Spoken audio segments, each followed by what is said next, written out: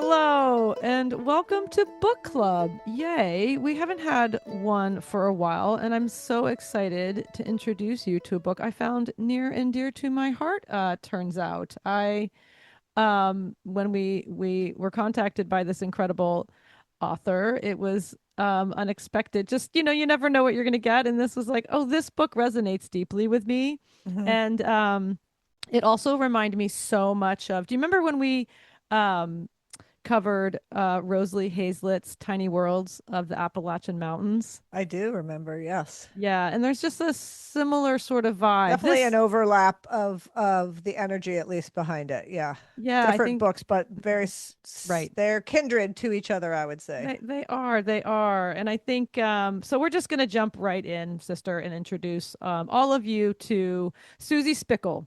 She is a writer, naturalist, and educator. And Susie has also actually written two other books titled The Animal Adventures Guide and The Book of Fairies. But today we're just going to be talking with Susie about her book, Forest Magic for Kids: How to Find Fairies, Make a Secret Fort, and cook up an elfin picnic. So it just took, Need you say more? I need you say mean, more? I know, right? And this just took me back to my feral days as a child, roaming through the woods and mountains of our West Virginia property and our own backyard and forest and ponds, we had access to.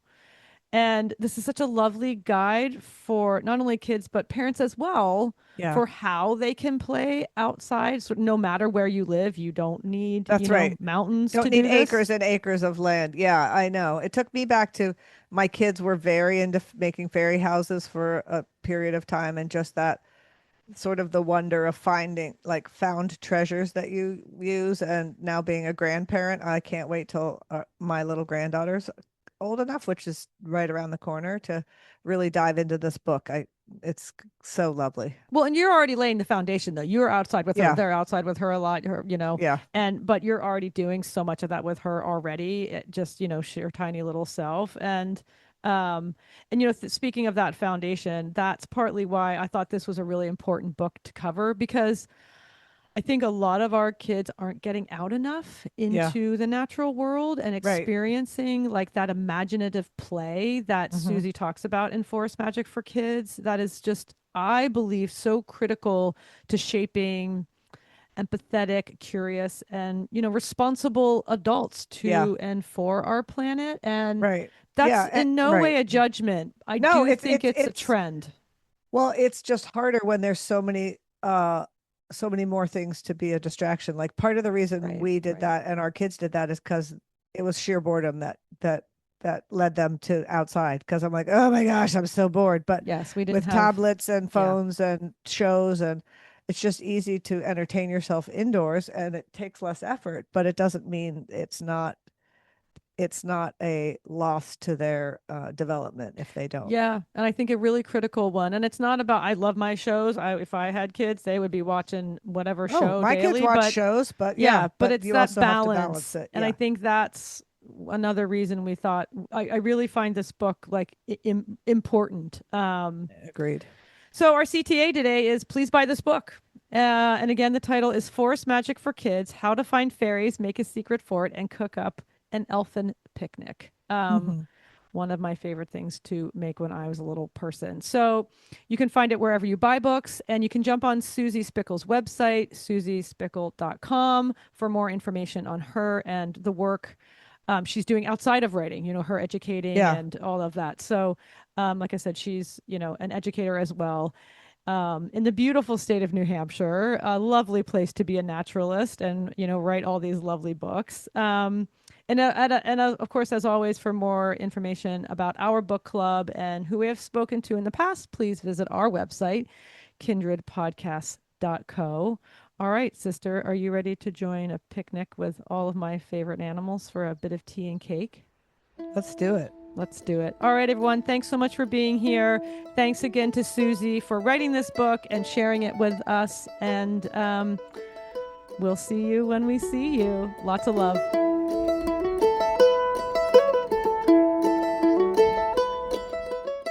Hello, Susie, and welcome to Kindred. Thanks so much for joining us today.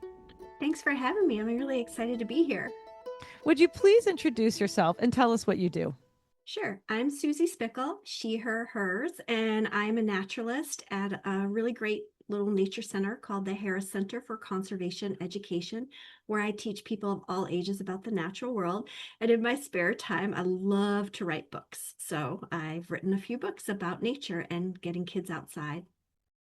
You certainly have. And yes, welcome to an edition of our book club series. And thanks so much, Susie, for sharing your book with us today.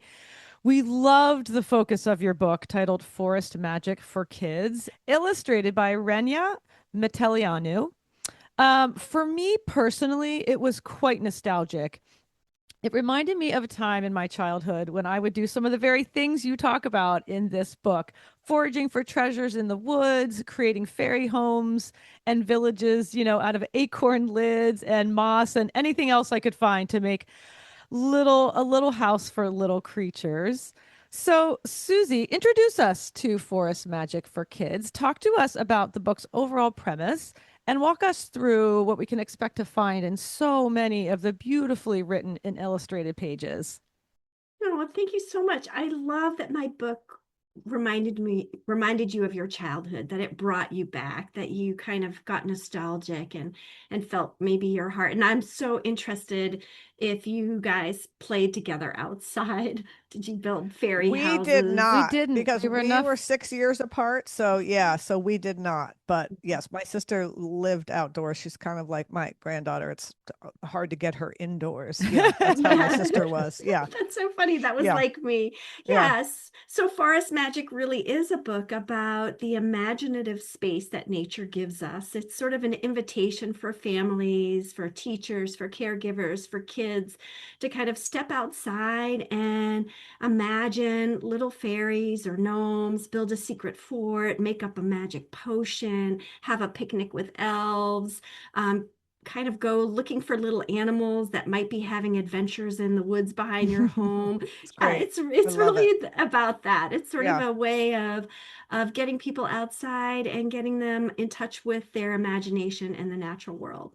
So, yeah. That's Yeah, lovely. it is. And it's really, like I said, it's beautifully illustrated. What is the target age for the book? Is there a target Well, age? I always like to say it's really for every age because Mhm. I don't think that the things that I'm writing about are just in the scape of childhood. I think if adults did some of the things in my book, they might also really enjoy themselves. I mean, a Yeah, picnic. I'm having an elfin picnic. You could have an elfin picnic too. yeah. But it really is geared for what I like to think of as sort of about 4 years old to about 10 years old. And there's like a sweet spot in there, kind of that middle childhood age, kind of 6, 7, 8, 9, 10, where they're kind of trying to suss out like what's real, what's Right. imagination. Right. And And they're the still kid, very open to magic, right? Yes. Yeah. yeah, Yeah. exactly. And Uh-huh. I think that that's really for me, that's sort of Hmm. like the epicenter of childhood, and that's an age group that I work a lot with as a naturalist. And I wanted to write a book that was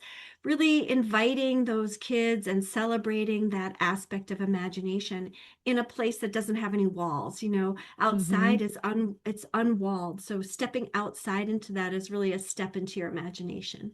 Well, I love Yeah. that you're doing it from a scientist perspective because I think of like our daughter when she was very young went to a like early childhood education at a Waldorf school, and this was all the sort of thing, the fairies and the magic in the world. But I love that as a scientist you're bringing that whimsical attitude, not just analytical, to it because I think there's a wealth of beauty there. Yeah. Oh, you're speaking my language with that because really I spend a lot of time in my job teaching about the science. I mean, that's sort of Mm. what we do as a naturalist. We'll Right. go into a public school and teach Right. about, insects and how many body parts they have. Right. But, Yeah. but I kind of feel like we have our whole life to learn those things, but it's Yeah. really this little window of time in our childhood where we could imagine that a spider could save a pig. You know, that Right. Right. in Charlotte's your Web. 8-year-old Yes. mind, that could Hmm. happen. And Yeah. I just Yeah. really want to dig down into that and kind of encourage kids to experience that imaginative space. So Well, and I think a book like Charlotte's Web also does span generations, and I think your book also is written in such a way that it does span this gap between a young reader and their parent, and also I think it's a good, for parents who may not have grown up outside, it's a Right. step-by-step guide to how you can create adventures with your children, and I think So it's laid true. out really beautifully. thank you.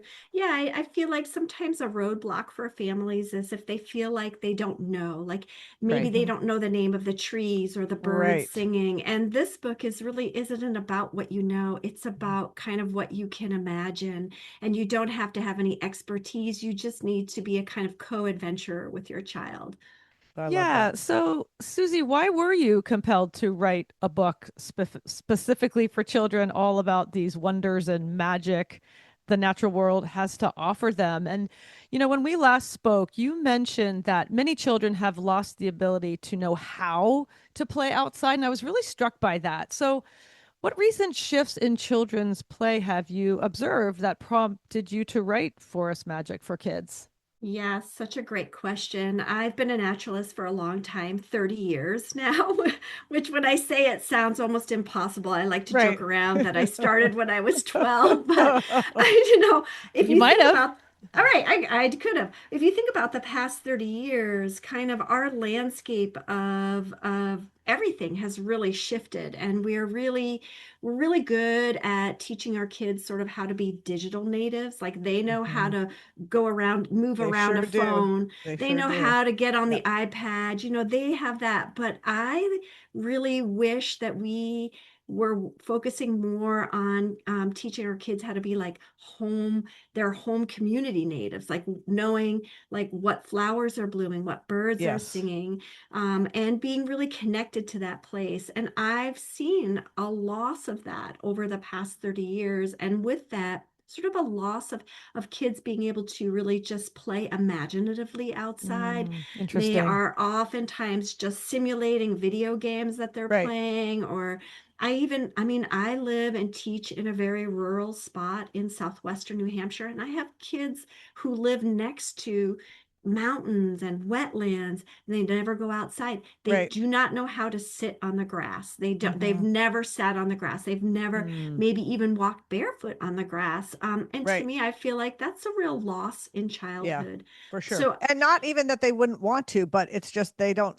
I think as I just turned 60 and I'll sound like an old people person, but saying back in my day, like we didn't have any reason to be in the house. It was right. boring in the house. So we went outside because that was more interesting than just being in the house. Like these kids Yeah. can never leave the house and they're not bored. It doesn't mean that that's healthy, but it's like it's too easy to not go outside. Exactly. I think too, like when parents in maybe in our generation we're getting things ready like cooking dinner or cleaning the house, they'd kick us outside, right? They'd be Exactly. like, I go Yeah. outside, don't come back until Until like the we're street ready lights for come you. on. Yeah, Right. Right. right. But is this is Yes. different. Yeah, Instead, now they right. just give you, A you get a tablet. device, Yeah. a Uh-huh. tablet. And Yeah. then Hmm. with that is the loss of sort of free roaming childhood where maybe you climb trees or you get together with your buddies. Like I grew up in a city. My friend Patrice and I spent hours collecting little white rocks that we were convinced were pirates' teeth. I mean, like Mm. we were sure of it, but Yeah. you don't have those opportunities, and you're sitting solo in your house, kind of tuned into a phone or an iPad or a screen, then kids are losing that opportunity. So I really Yeah. felt like I wanted to write a book that was really a reminder and a suggestion and an invitation for families to rethink about how to be outside together. Well, I love that. And it makes me think about, is this sort of play innate, or is it the innate imagination of children that lead to this type of play in nature, do you think? such a great question. I do think that children are really born with a lot of curiosity. I mean, just think how they Yeah. discover gravity, like when they drop Mhm. stuff, you know, they Yeah. drop stuff Right. when they're really little, but they're Right. Yes. very curious. We have we're smart as creatures. We're trying to make sense of the world. But I think it's really a lot about what opportunities we offer our children. And if the opportunities we offer them is go outside, go play outside and don't come back till the street lights come on, or hey, go sit in your bedroom with a phone. Yeah. Those are two very different opportunities, and we're very good at kind of routine as beings. So if our routine is to just sit in a room with a phone, that's what we learn. If our routine is to go outside and, climb a tree and build a fort with a buddy, that's a different routine. And those are going to produce different experiences through childhood. And I don't know what you think about this, but I feel like in my own childhood, boredom bred creativity because it's like, well, what the heck are we going to do? So you have to sort of think outside the box a little bit to reach those things. If you never have a quiet moment to wonder, what am I going to do? It sort of shuts the door on some of that creativity and Yeah, I imagination. think that's Yeah. so Totally true. And agree. look at it like all the poetry and, Yeah. that has been written Mhm. by people sitting on a mountain and looking at that long view. And, I think when we zoom out and look at the bigger picture of why a book like Force Magic for Kids is so important, I'm suddenly thinking about connectivity, equitability, empathy, and respect, specifically in context to the relationship humans have to animals in nature. And there's a lovely illustration in the book featuring children and animals, both real and imagined, sitting on the ground sharing a lovely picnic. Talk to us about why this specific type of imaginative outdoor play is so critical for children and how their adventures in nature can inspire and embed a sense of connection, respect, and empathy toward the natural world and each other as well. Yeah, I think spending time outside, really, no matter where you live, one thing it does is it really lights up all of your senses. So when you're even a young child, I just read a recent article about, infants outside, their brain is creating more new neuron connections than if they're inside. They did a study. And Wow. because they're exposed to smells, feeling of the wind on their skin, sights and sounds, shadows and light, and that's lighting up their brain. And then Wow. if you go a little further and you think about a little toddler and they encounter like a little being like a caterpillar or a ladybug. And again, these are small, everyday kind of animals that live everywhere. That's when they're first recognizing, oh, there's more than just people. There's Yes. more in the world than just us Yes. people. And that's the Yes. beginning of awareness. And then as they get a little older, lots of times they'll be like, where's the mommy and daddy? Like they'll see a caterpillar, Right. because they're just beginning. That's the beginning of empathy. They're Hmm. looking at a creature, they're thinking, there's this little being. How are they like me? Where's their Hmm. people? Where's Hmm. the other Mm, caterpillars? And Right. we know Right. as a grown-ups, caterpillars, their moms and dads are nowhere in the picture, but it's Right. but it's Yeah. that like Yeah. it's that Uh-huh. heart in them where they're looking. And I just Yeah. think when we have that opportunity and kids also have kind of hands-on time where they're touching and exploring and being, then they learn how there is so much more to the world than just humans, the more than human world, the animals, the plants, and that opportunity to connect Yes. with them is really what builds compassion and empathy. And what I hope as a naturalist, and what I hope more people hope, is that that's the beginning of the future stewards of the natural I was world. going to just say that because I think my granddaughter will be 2 in September, and I think it was almost a year ago that we were outside and she noticed an ant Oh, on for our sure. path, and she leaned down and she just watched it. Yeah. And her first inclination, she wanted to touch it. I said, no, no, you have to be very gentle because they're very, so she's learning, oh, I have a responsibility to watch out for these little beings. She knows Yes. that now before she's even 2 years old. And I think that 100%. that just changes your whole perspective on life. If you think, I actually can't just move through here without thinking about how I do it. Yeah. I have a crazy theory about this. Do you know when I had my last child late in life, I was like in my 40s, and I had there's like 11-year difference between them and between my kids. And when Yeah. I had my last child, there was like a new way that they gave you the baby. Instead of like taking the baby away and cleaning it up and bringing it back to you, they just put the baby right on your skin. And it was this idea of skin to skin Yeah. attachment, right? I think that people need that with the natural world. Like we Hmm. need that feet to the ground, hands to the dirt, body out in the natural world. And that's what gives us a sense of attachment to the natural world. And Wow. I'm like touch by touch. Like, Hmm. there's a lot of naturalists, and I could get in trouble for saying this. You might get some people, but I just think kids need to touch stuff. The natural Right. world is not a museum. It is not a Hmm. museum. It is a living being, and we are part of it. We are a part of nature. And as primates, we're very curious. Hmm. And as your little 2-year-old gets older, they can learn to touch something gently. And Right. that's also super important in the It is. concept of Exactly. compassion. Yep. Yeah, I love that Yep. because it's something, it's creating that early awareness that are something outside of yourself. It's Hmm. not just you, We're because not the these little ones were epicenter. Yeah. right, Uh-huh. because we're always, and it's also, I like what you were saying earlier too, Susie. We were saying how alike we are. Yeah, It's tapping children into, where is that ant's mommy? It doesn't matter if an ant has a mommy. It's again, it's there's life and Being being able to relate to outside of them ourselves. in Yeah, that and then way. how Yeah. can you yeah, relate to them, which I Hmm. really exactly. love.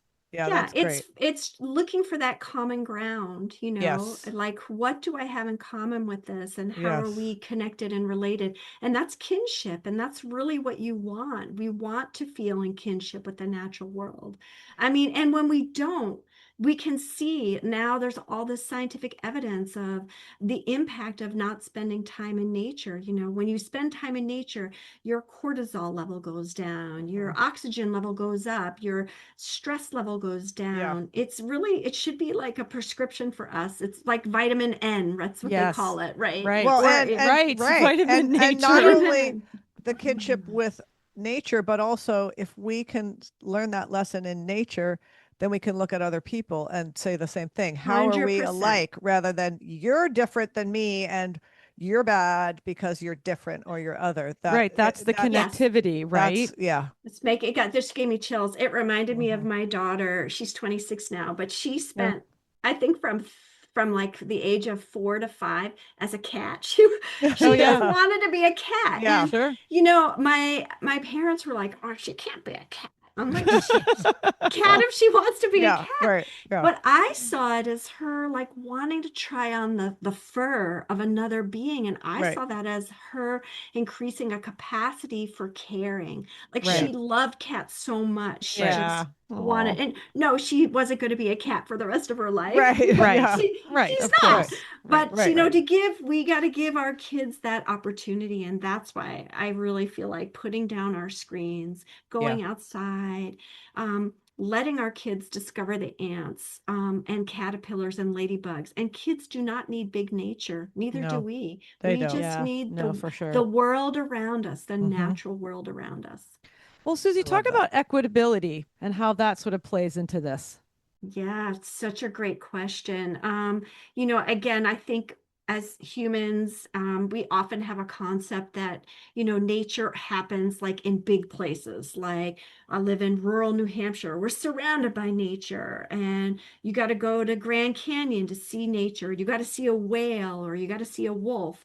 But I think that nature is actually it's equal. We see it. Look up at the sky. That's nature. Look at the birds in your neighborhood. That's nature. Yeah. Look at the creatures in the sidewalk cracks. I grew up in Brooklyn. I spent so much of my childhood just looking at the cracks in the Mm-hmm. sidewalk. And again, kids do not need a vast amount of wildness. In fact, Right. you'll notice they will look at the smallest things. That's what's Mhm. going to draw their attention. That's their scale. So, yes, there are places that have more nature than others, but there is nature everywhere to be found. And I especially love looking for nature in urban and kind of unexpected places because it's there and it reminds us of how resilient the natural world is Yeah. Yeah. and that there's beauty absolutely everywhere. Right.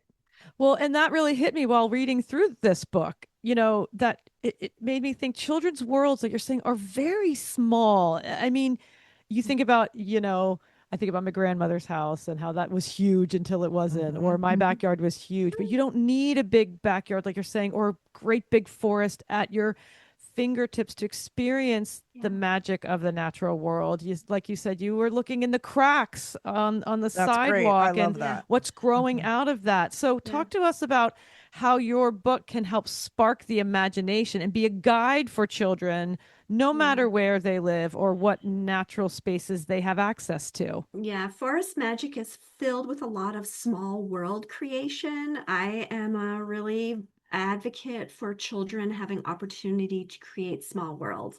And if you think about like children's play, think about doll houses, Yeah. Lego, Playmobil. These are little worlds that they create that they are in charge of. And if you can remember or just think, kids are not in charge of a lot of things in their life, Yeah. and Right. everybody is so much bigger.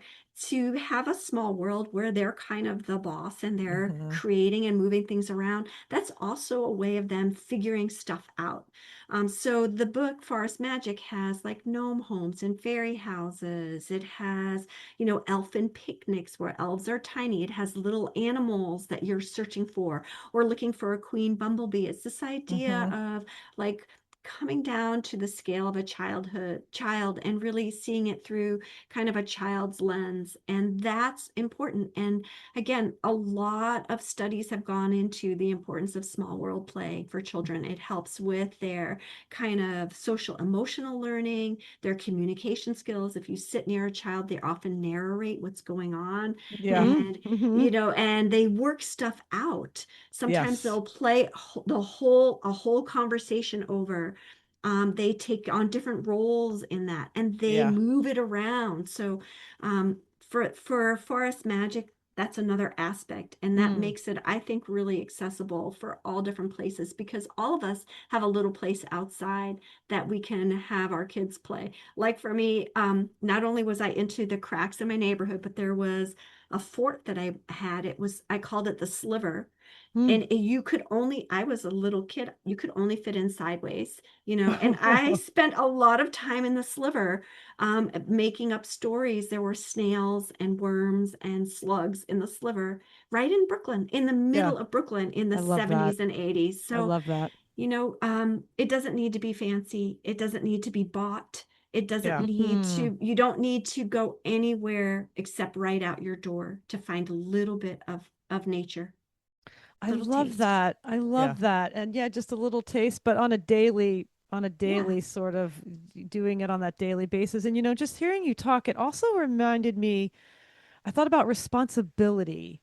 We often don't feel responsible in that sort of we have more access and autonomy and agency as humans within the natural space. And thinking about this tiny human, but they're so much bigger. They're more powerful. You be careful not to, if you're going to touch the ant, don't squish him because touching him might equal squishing him type thing. And just that sort of creating these spaces can also sort of bring in a sense of responsibility that Yes. you can be on And this even yes, playing field. exactly. I like to Yeah. think of it in terms of like stewardship. Like we have a, where it's our job to be, to take care. Like, Yes, Yes. and kids are great at that. Like, think about even like the whole step on a crack, you'll they break your are. mother's back. That Oh thing, Right. like yeah. we Yeah. just, you just be, kids do that. They just do that naturally. Like you just want to tune into the little minutia. They Oh love that. yeah.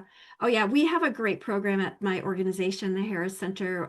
It's called Big Nights, and we have I'm not joking you, a salamander crossing Oh, brigade. right. Oh, Right. It's like awesome. these big rainy nights on the first nights of Sure. spring, Yeah. these amphibians, they've got to get Mhm. from one side of the road to the other. Yep. And in our little town, our city of Keene, our science director, Brett Thielen, managed to collect enough scientific evidence to say this is a really important crossing area. And the Mm. city closes the road Oh, on the that's big nights. brilliant. And then people show up and they help They the steward them set. across. Yeah. And I want to tell you that, like, this is huge for families. Families Yes. show up with the young kids out in the night. It's a Yeah. nighttime thing. Right. Yeah. They're up past their bedtime. A Yep. lot of them are wearing Yep. pajamas. It's Right. raining. Exactly. Yeah.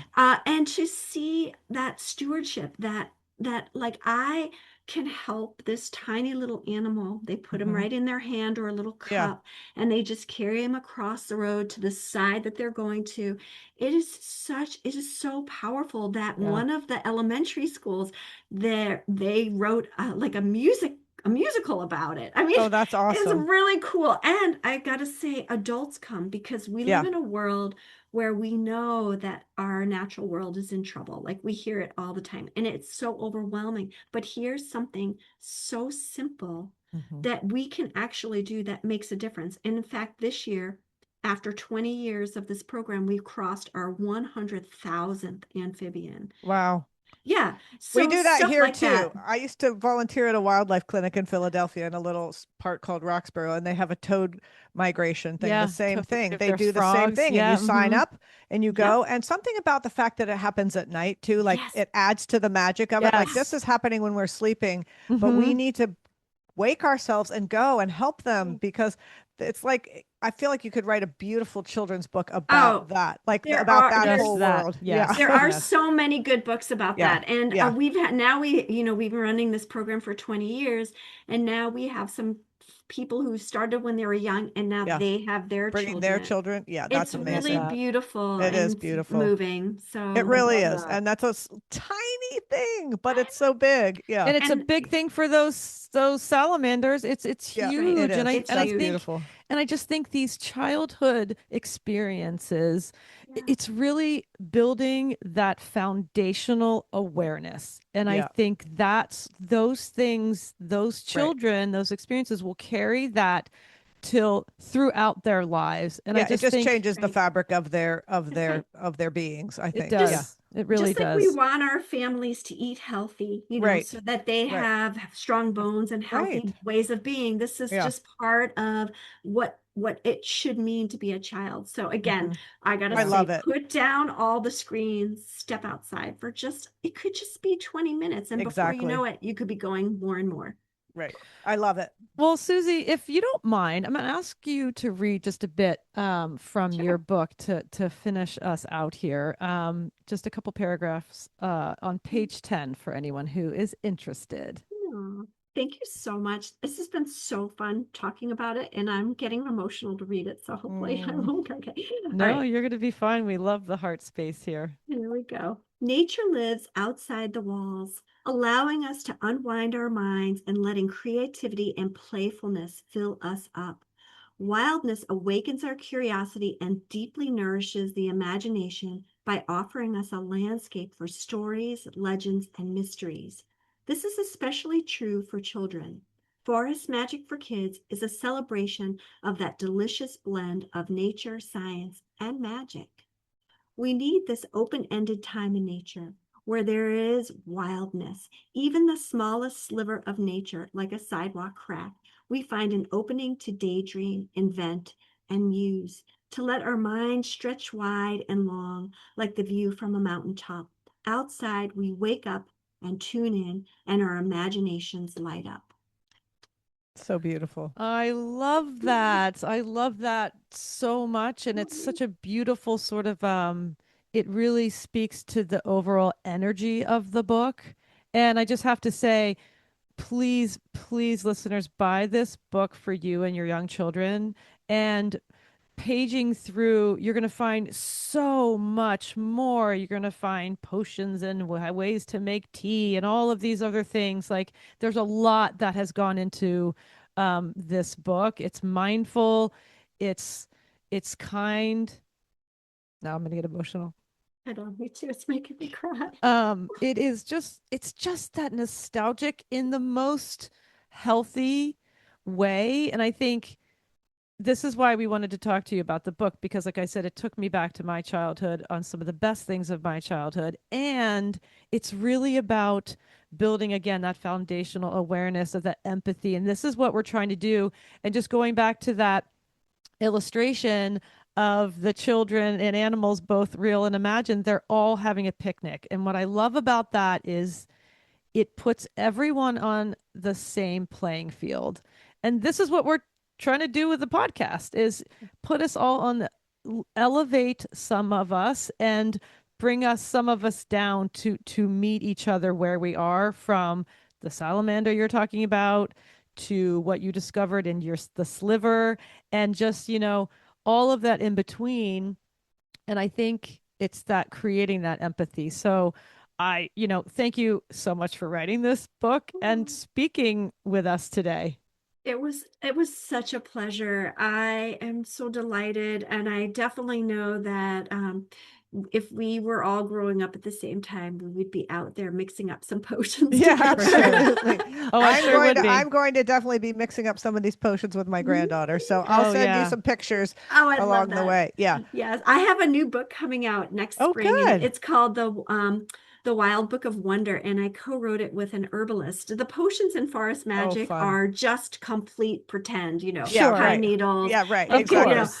But in the Wild Book of Wonder, she's an actual herbalist, and there's like fun. teas and elixirs. Oh, even better. Yeah. And kind of that type of stuff, and then plants and animals. And then I wrote a whole section on kind of the ancient kind of lore and handcrafts that people did around plants. So I love eyes that. open for that. Yeah. I love that. I love it too. And I love that you're a scientist, but you also are just so clued into like the importance of this stuff starting so young for these kids, and how you've tapped into that is so, it's just so it's a unique little niche I feel like you found that's so vital. Well, you do it well. You do it well, for sure. Well, I came to it naturally. I just have to say, growing up in Brooklyn, there wasn't a lot of wildlife. I spent a lot of time in libraries, and it was the books that I read.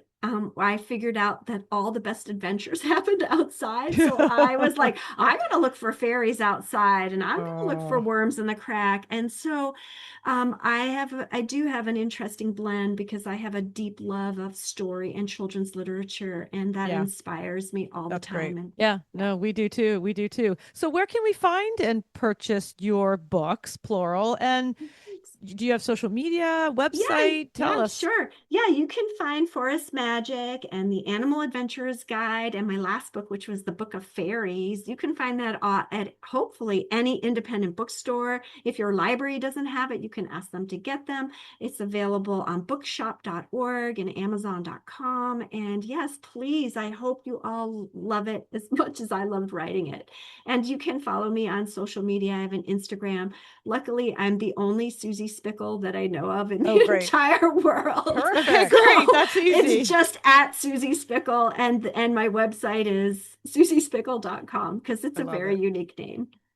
Oh, I love that. No, that's great. That's great. Well, it's just so grateful to have you here. It's been such a joy to speak with you. Thank you for writing the book. All the best of luck and magic to you. And we hope to speak with you again. Thanks so much. Thank you for having me. It's been a complete delight. And I love talking with you guys anytime. It was so fun. Yeah. Well, thanks so much. It's great.